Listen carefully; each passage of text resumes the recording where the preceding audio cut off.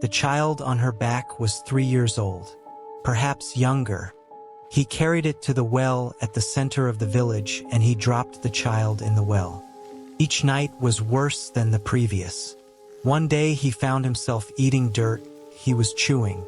Then again next day he found himself buried deep inside the ground. Welcome, listen, and let yourself relax. Tonight's story begins. Echizen Province, Japan, summer, 1348. The village of Takenouchi had never produced a warrior like Katsuro. He was born the third son of a minor retainer, a man of no particular land or legacy, and yet by the age of 24 he had carved his name into every battlefield from the eastern coast to the mountain provinces of the interior.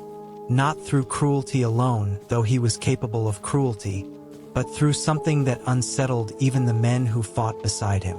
Something that had no clean explanation. He did not die. Yes, you heard right. He was considered immortal. Arrows found him and he pulled them free and kept walking. Blades opened his skin and the bleeding slowed, stopped, and closed like a mouth finishing a sentence. At the Battle of Mikawa River, a spear punched clean through his side. The soldier who threw it watched Katsuro grip the shaft, break it, and turn toward him. That soldier ran. He never stopped running. The story he told in every village he passed through for the rest of his life was always the same. The wound closed while I watched. The skin moved. He did not even look down. By 1348, Katsuro was 32 years old and the most decorated warrior in Echizen Province. The shogun had received him in Kamakura with full ceremony. Daimyo sent gifts. Common soldiers touched the ground he had stood on, believing something of his fortune might transfer through the soil. The whispers that followed him were always the same. Heaven has chosen him. No blade can kill him. He is not entirely a man anymore. Katsuro heard these things and he did not deny them. He had stopped trying to explain his body years ago. Instead, he accepted the gifts, wore the title, and returned to his estate in Takenouchi as the summer heat pressed down over the cedar forests like a held breath. He was wealthy. He was respected. He had served with complete devotion and been rewarded completely.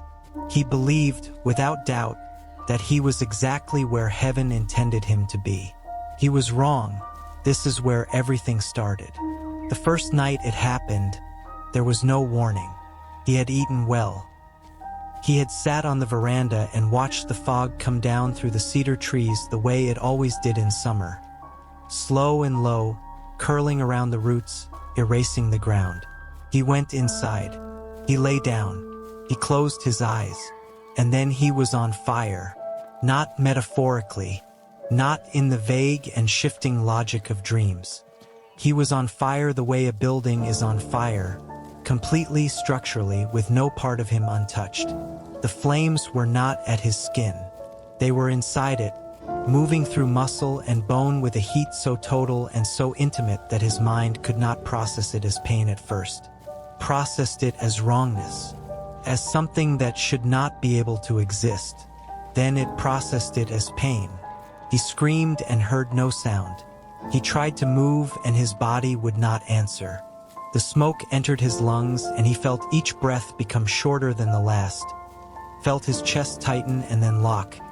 He felt the horrible involuntary spasming of a body that wants air and cannot find any. The flames climbed higher. The heat reached a point beyond heat, beyond any sensation he can describe, and then he woke up.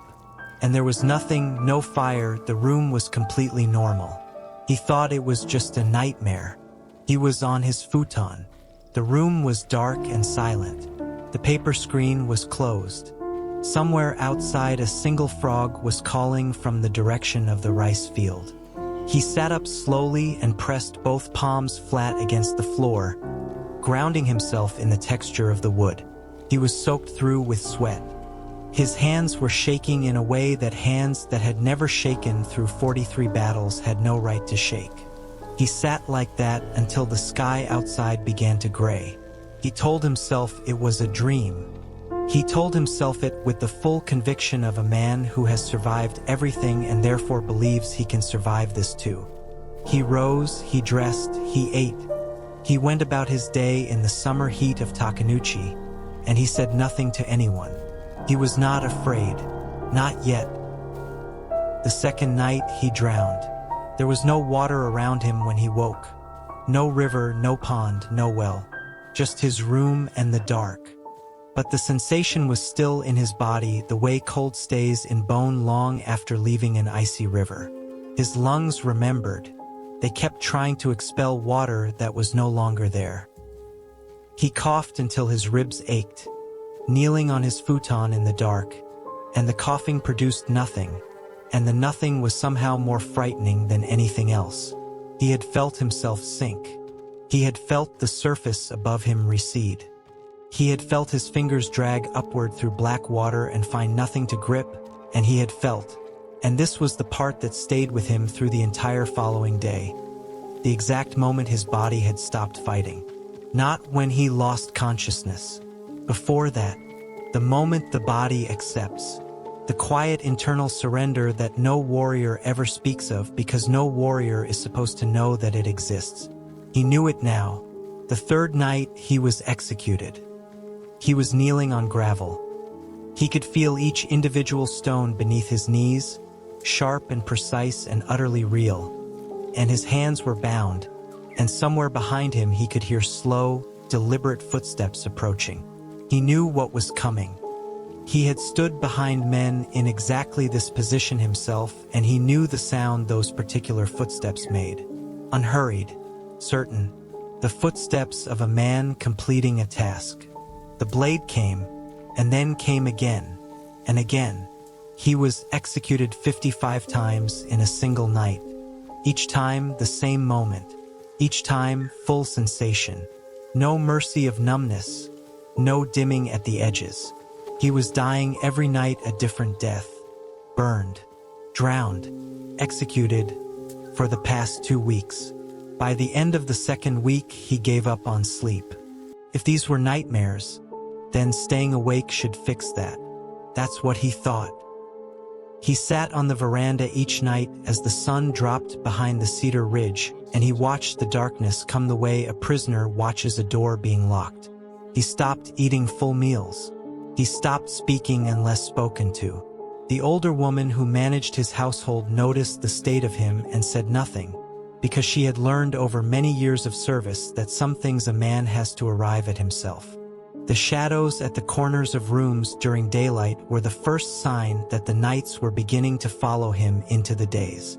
Not figures, not ghosts in the manner of stories, just a persistent sense of something at the edge of vision. It happened in the garden. It happened in the corridor. It happened once in full afternoon sunlight, in the middle of the courtyard with 2 servants nearby, and he stopped walking and stood completely still and felt the hair on his arms rise. He was afraid. He could finally say it plainly, without the armor of pride softening it into something more acceptable. He was afraid of the dark in the way children are afraid, completely and without qualification, and he was a man who had pulled an arrow from his own shoulder without making a sound. And the distance between those 2 versions of himself had collapsed completely. He started asking the question he had been avoiding. Why is this happening to me? Not in despair. In genuine and desperate need of an answer, because those answers will now decide his fate. He told himself that he had served faithfully. He had bled for his Lord, for his province, for the order of things as heaven had arranged them. He had been marked by heaven itself, the wounds that closed, the body that endured, and he had accepted that marking as the seal of approval on everything he was and everything he had done. So why was heaven doing this? No answer came. Only more nights. Only more deaths, each one specific and slow and mercilessly complete, each one leaving a residue in his waking body, the smell of smoke in his hair, the phantom weight of water in his chest, the memory of gravel under his knees on a floor that was only wood. Then one night, inside the fire, something changed. He was burning in the usual way, helpless, sealed inside the heat, waiting for it to end. When the flames shifted, they did not die down, but through them he began to see shapes, outlines, a small figure no taller than his waist, a woman with her arms raised, an old man, mouth open, looking directly at him. He knew them, not their names, not even their faces clearly, but he knew them in the memories he don't want to remember. The child had been in a village outside Mikawa. The woman had been standing in the wrong doorway at the wrong moment. The old man had been in the wrong field. He had not thought of them, not once. Not in 15 years of warfare had he carried the weight of a single one of them. They were the cost of what he was. That was how he had always understood it. But the flames did not care how he had understood it. Then the voice came, not from outside him, from somewhere behind his own thoughts, quiet and level and absolutely certain, the way the truth sounds when it has been waiting a long time for you to be still enough to hear it. Every life you took will be returned to you. He stood in the fire and understood. The immortality, the wounds that healed, the body that could not be killed on any battlefield by any weapon in any daylight hour. It had never been a gift.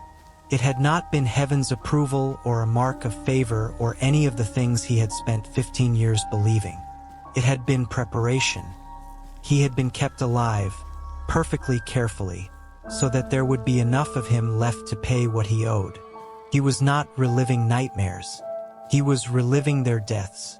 Every person who had fallen under his sword, his hands, his orders. He was being given their last moments. Every single one. Katsuro understood that this is torment, curse. 3 years before, summer, 1345. The summer of 1345 did not begin as a year of catastrophe. It began as a dry year, a difficult year. The rains that the cedar mountains of the province usually released in slow, generous measure through spring simply did not come in the volume the land required. The Asuwa River dropped. The irrigation channels that fed the rice terraces above the village of Takenouchi ran thin and then thinner and then, in the worst of the upper fields, stopped carrying anything at all. The farmers watched the sky with the patience of people who had learned that worry accomplishes less than waiting. Then they watched their crops. The rice shoots that emerged in the flooded paddies were pale where they should have been deep green, sparse where they should have been thick. By midsummer, the smell of the fields had changed. Not rot exactly, but the dry, papery smell of something withdrawing from life rather than being taken from it. By autumn, the harvest was less than half of what the village required to survive the winter. By the following spring, children had stopped crying.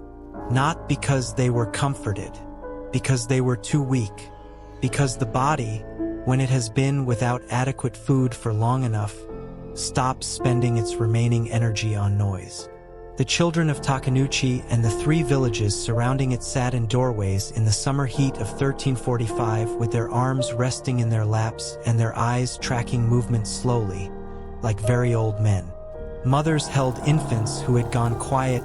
Old men who had survived previous famines recognized the shape of what was happening and said nothing, because there was nothing useful to say.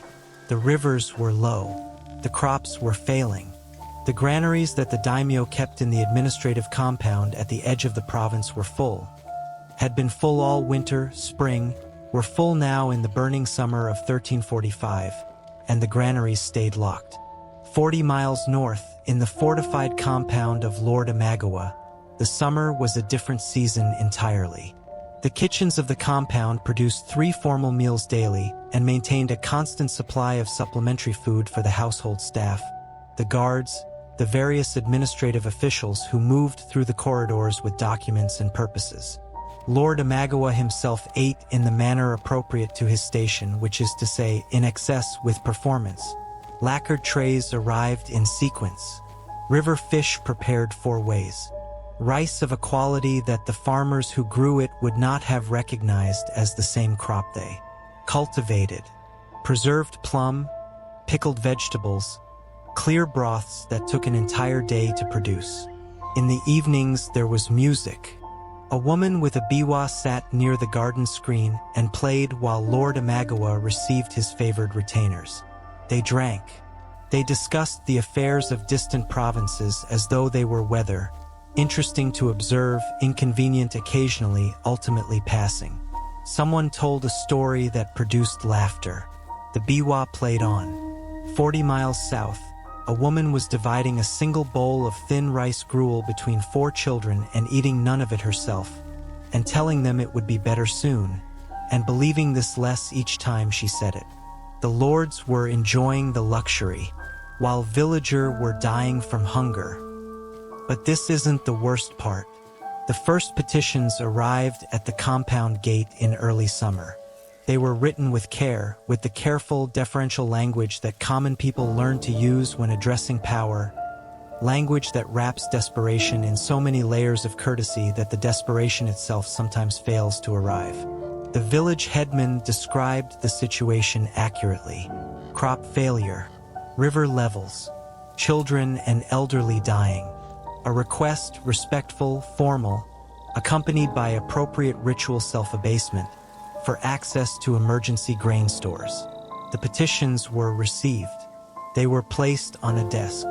They remained on the desk. More petitions came. Then people came, walking the road to the compound gate in groups, thin people in worn clothing, standing outside in the summer heat with the patience of people who have no better option. The guards watched them from the wall. After 2 days, the compound gate remained closed, and the people walked back to their villages because standing at a locked gate was spending energy they could not replace. Then the mood changed. It changes slowly at first, and then it changes the way a rope frays, gradual damage that is invisible right until the moment of complete failure. A group of young men from the eastern villages spoke aloud the thing that everyone had been thinking privately, and speaking it aloud made it into a position rather than a feeling. They were not soldiers. They had no weapons beyond farming tools and the specific fury of men who had watched their families grow hollow. They did not march on the compound. They lacked the numbers and the strength for anything so organized. They blocked the northern trade road for 2 days, turning back supply carts, and they shouted things that reached the ears of Lord Imagawa's administrative staff and were written down and carried upward through the hierarchy of the compound until they reached the ears of the shogun's regional representative, who wrote his own document and sent it north to Kamakura. The document described a rebellion. The order came back within 2 weeks. Katsuro received it in the main hall of his estate on a morning when the summer heat had arrived early and the garden outside was already shimmering. The messenger was a young official from the compound, composed and formal in the manner of men delivering official instructions. He read the order aloud in full, then placed the document on the low table between them and bowed and waited. The order was precise. Crush the rebellion. Restore order. Leave none alive who had participated in the disruption of the road or the filing of seditious petition. The shogun's authority could not be seen to tolerate organized defiance regardless of its origin or motivation. An example was required. Katsuro listened to all of this. When the official finished, Katsuro looked at the document on the table for a moment, then looked at the official, then bowed. He did not ask questions. Questions implied doubt, and doubt was not something Katsuro had been built for. He had an order from legitimate authority delivered through proper channels. He had spent 15 years understanding his role in exact and simple terms. He was the blade, and the blade does not deliberate. The blade completes its motion. He left the following morning. He arrived at the eastern villages on the 3rd day, with 12 mounted soldiers and the quiet efficiency of a man who has done this many times before in many different landscapes. What he found was not a rebellion. He had seen rebellion. He knew what armed resistance looked like, the hasty fortifications, the men with actual weapons arranged in actual defensive positions, the particular quality of defiant silence that armed people project when they have decided to fight. He had crushed 2 genuine rebellions in his career, and both times the fighting had been real fighting, costly and ugly and worth remembering. This was a village. Thin people outside thin houses in the summer heat. A group of older men who saw his soldiers ride in and stood up slowly from where they had been sitting in the shade, moving with the careful deliberateness of people whose bodies hurt from hunger. Women pulling children behind them, not in the practiced way of people used to raids, but with the wide, uncomprehending fear of people who do not yet understand what is happening. A dog that was too weak to bark properly, managing only a low, abbreviated sound before sitting back down. Katsuro sat on his horse and looked at it. His soldiers looked at him. The order stood. He dismounted. What followed did not last long, which was its own kind of horror, the disproportion of it, the speed with which it was accomplished. One of the older men stepped forward and began to speak, something about the harvest, something about the children. His voice carrying the particular desperate calm of a man attempting reason in an unreasonable situation. Katsuro's sword completed its motion before the man finished his second sentence. His body fell. The screaming started and did not stop for some time. A soldier found 2 boys hiding in the crawl space beneath a storage house and dragged them out by their arms. Katsuro did not watch what happened to them. He had moved to the next house and then the next. Houses were torched at the far end of the village to prevent flight in that direction. A tactical decision, efficient and effective. He was in the central lane between the houses when he saw the woman. She was perhaps 30 years old, which in that village in that summer looked older. She had a child on her back, a small child, perhaps 3 years old, tied against her with a length of cloth in the manner that women carry infants when they need their arms free. She had not run, which struck him even in the moment as unusual. She had stayed in the lane, in the open, and when he came around the corner of the burning house, she did not back away. She looked directly at him. Her face was not what he expected. Not the blind animal terror he had become accustomed to seeing in these situations.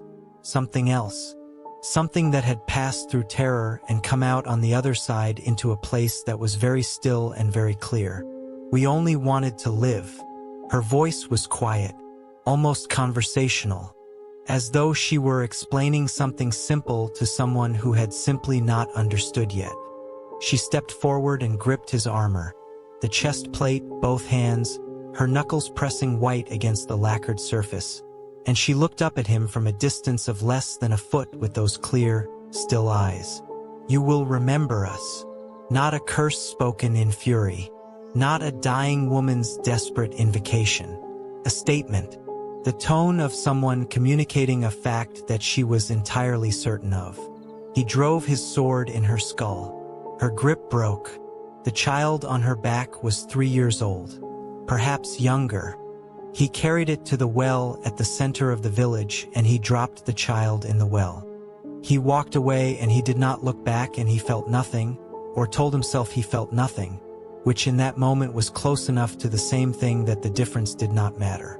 The village was quiet by mid-afternoon, or you can say massacred. He wrote his report that evening in the careful, formal language required by official documentation. Rebellion suppressed. Order restored. His soldiers made camp and ate their rations, and some of them talked quietly and some of them didn't. Katsuro sat apart and looked at the report he had written and found it accurate in every particular and went to sleep. He slept without incident that night. It was the last night he ever would. Takenouchi Estate. In the present. In the fire, the woman's face looked exactly as it had looked in the lane. Still clear. Looking directly at him with the expression of someone who had already said everything necessary and was simply waiting for understanding to arrive. Around her, through the flames, the others arranged themselves in the way they always did now. The man who had been speaking when the sword completed its motion, the boys from beneath the storage house floor, The old men who had risen slowly from the shade, the families from the houses at the far end of the village where the fire had been set to prevent flight. And at the edges of all of them, faces he did not recognize from that village. Faces from Mikawa, from the Eastern Coast campaigns, from 2 decades of killing in service of legitimate authority. He stood in the fire and he understood all of it now. The wounds that closed. The body that endured every battlefield unbroken. The gift that every lord and soldier and common farmer had called heaven's blessing and interpreted as divine approval. It had never been any of those things. It had been arithmetic. Simple, patient, devastating arithmetic. He could not be killed during the day because he had not finished dying at night. He was being kept intact, carefully, precisely intact, so that there would be enough of him remaining to receive every death he had distributed across 15 years and 43 engagements. Each night was worse than the previous. One day he found himself eating dirt he was chewing, and he didn't remember starting. Next day, his nails were deep in his skin. He was still scratching when he woke up, both hands covered in blood. Then again next day he found himself buried deep inside the ground. He tried to move.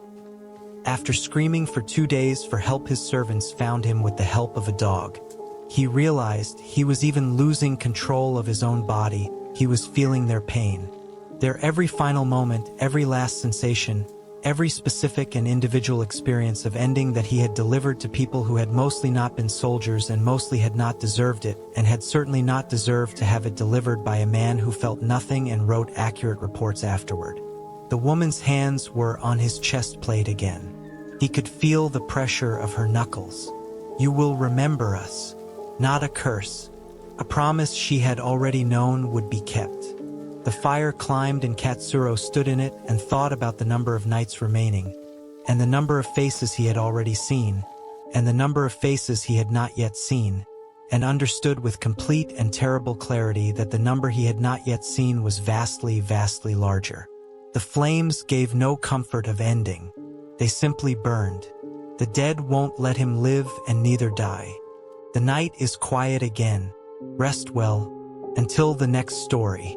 And if you found yourself listening a little too closely, don't forget to like, subscribe, and share this with those who prefer their stories just before sleep.